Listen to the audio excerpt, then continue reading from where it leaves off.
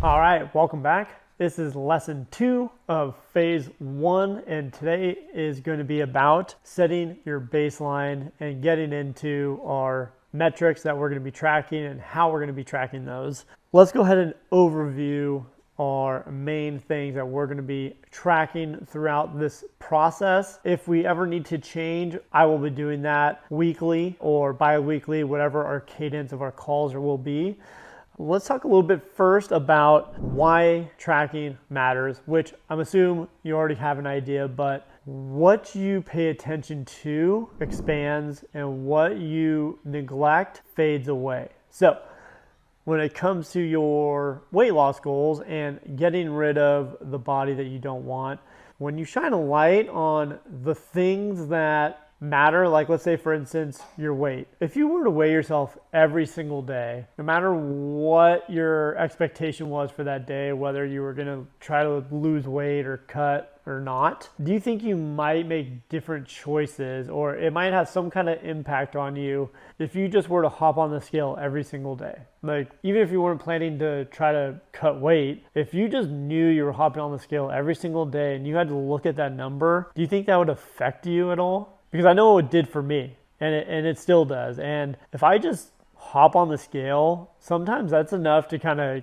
give me a kick in the butt. And the more things throughout a day that we can stack that are very simple and easy to accomplish, but that are things that are more likely to push us towards the direction of the lifestyle and the body that we want, then I think the more things we can stack in our favor, then the more likely we are to actually achieve that thing. In fact, it's pretty much scientifically proven that the more you do, the more of that result you will get. So at the end of the day, somebody who is a millionaire has certain things that they follow on a day-to-day basis that is probably way different than somebody who can't seem to keep a couple $100 in their bank account from day to day. So, it's not really a matter of, these big grandiose things that they do. It's more of the little daily things that we do on a daily basis. So it's very important that we do these little daily habits, even when things aren't going well. So everybody's going to have a bad week. Everybody's going to have a bad day, a bad month. But if you can keep as many of these things as possible in your daily routine, the better off you will be. And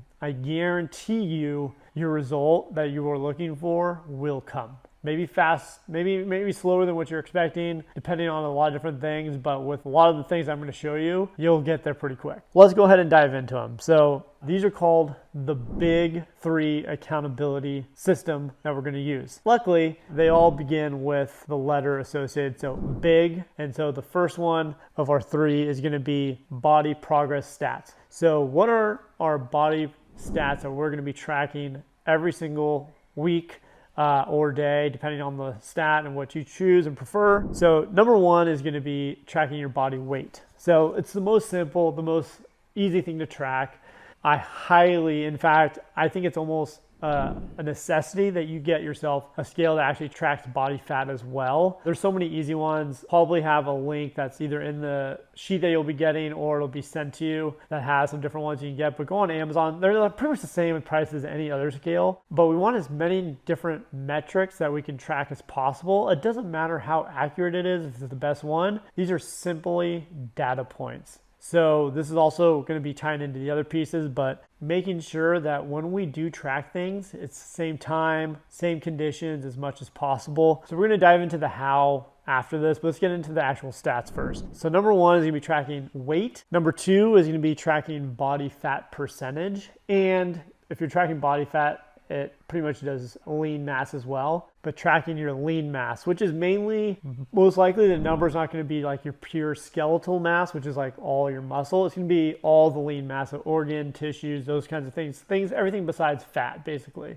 So you want to track those numbers. So weight, body fat percentage, lean mass in pounds. If for some reason you don't have a body fat scale, you're just, I don't know, but you should. But if for some reason, then this would be a must. But if you are doing body fat, then this one is more of a if you want to. You don't necessarily have to, but taking measurements. So this would be like your waist, hips, arms, chest, back, If you are going to do this, I'd probably just say track the ones that you really care the most about. So as it pertains to what we're doing, tracking your waist and your hips. So waist is kind of like around the belly button. Hips is going to be around the widest part of your hips, kind of across the butt. And so tracking those will be important, but optional if you're doing the other things. And then the last one is going to be progress photos. So it's not really body stat, but your body in general. Progress photos. All right. So that's number one. Those are the first things you're going to be tracking.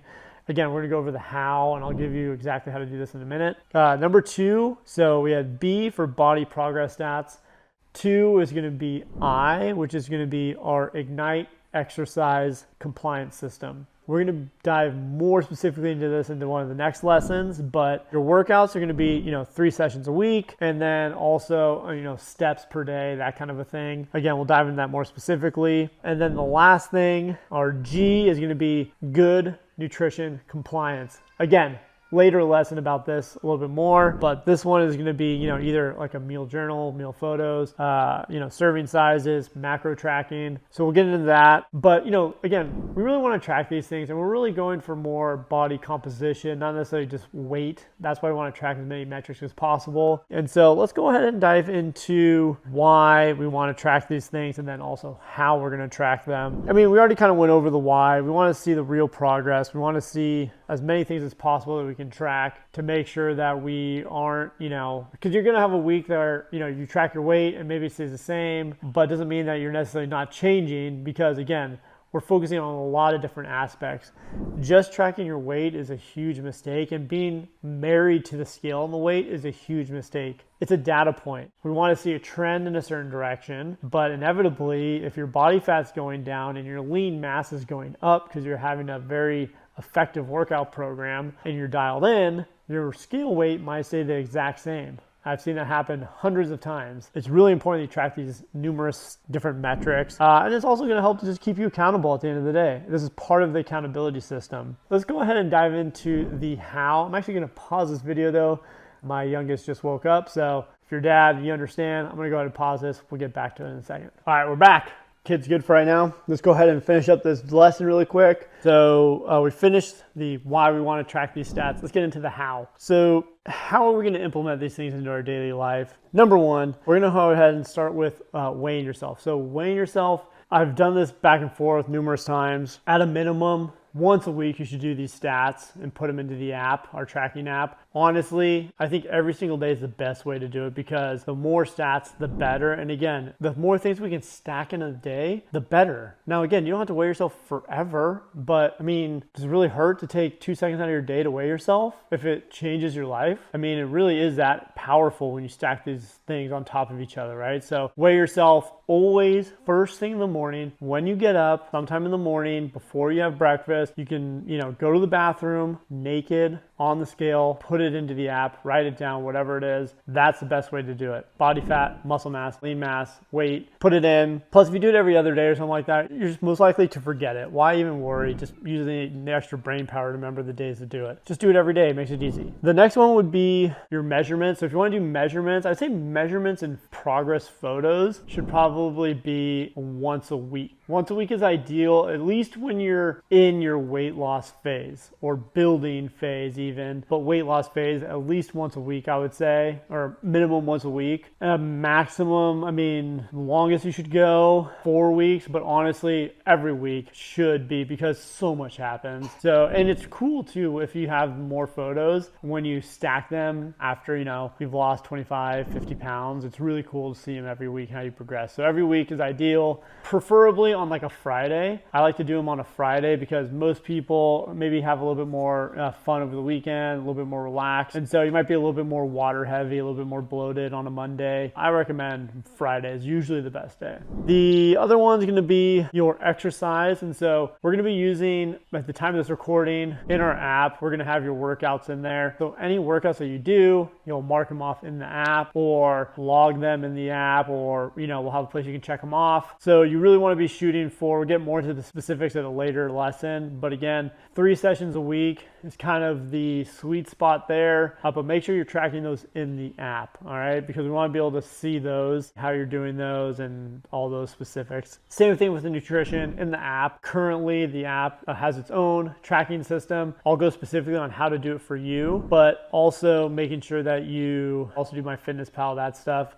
but track that in the app. And so the most important thing is end of each week, you're going to be sending me a progress report message. So by noon, which again, depending on where you are in the world, but Friday, send me your progress report. And in the progress report, it's going to have your weight, body fat percentage currently. So current weight, current body fat percentage, lean muscle mass in pounds, and the total number of workouts that you completed for that week. All right, so it's a rolling week. So like if you usually do like a Monday to Sunday is your week and you haven't done one because you do another workout that Friday or Saturday, just count for the following week, kind of lighting up like what did you do your 3 basically.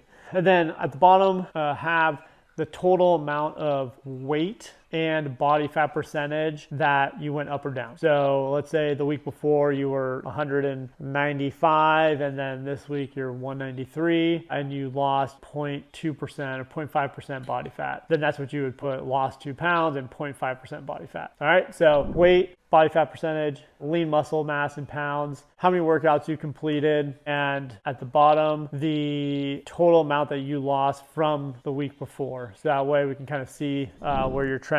Again, I have all this information in the app, but this is an accountability thing, and it just, honestly, it also tells me, because when I look and I see somebody didn't send it to me, then I know that's a person I'm going to start with my naughty check-ins the following day. So it makes it a little bit easier in that sense too. So those are the how-tos for this lesson plan. So for today, and before we watch your next lesson, let's get some baseline stats. So order your scale if you don't have a scale. Reach out to me if you have any questions about this. And let's get your weight, body fat percentage, lean mass. Let's get your progress photos locked in. I think that's pretty much it. Again, I actually have got for progress photos, the app that I have will tell you exactly how to do it, but it should be like without a shirt on, or, you know, we want to see as much as we can. And then also it'll be from the front, side, and back. All right, cool. Anyways, that's it. Lesson 3 is going to be a fun one. We're going to start getting into the meat and bones of the workout plan. So we'll see you in the next lesson.